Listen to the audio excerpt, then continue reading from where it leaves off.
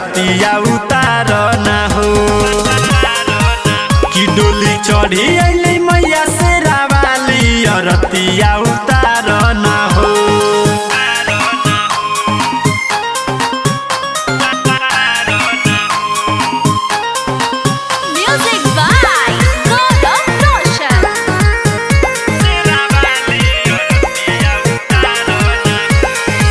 सबसे सुनर मोरे माई हई सुनरी सातो बहिन भैरो भैया के दुलरी। सुनते हैं जी सबसे सुनर माई मोर हई सुनरी सातो बहिन भैरो भैया के दुलरी। 12 घिउआ के दिया बासुतारनु हो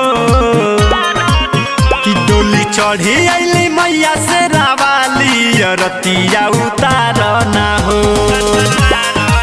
कि डोली चढ़ी अइली मैया से रावाली रतिया उतार ना हो।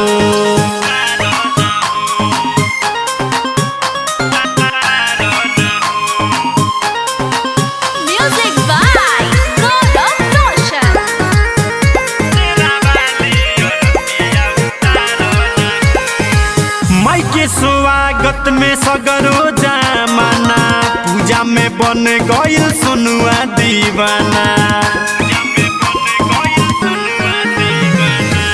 माई के स्वागत में सगरो जमाना पूजा में होई गइल सुनुआ दीवाना। मानव में सके बतिया नटार ना हो कि डोली चढ़ी अइली देखा से रावाली रतिया उतार ना हो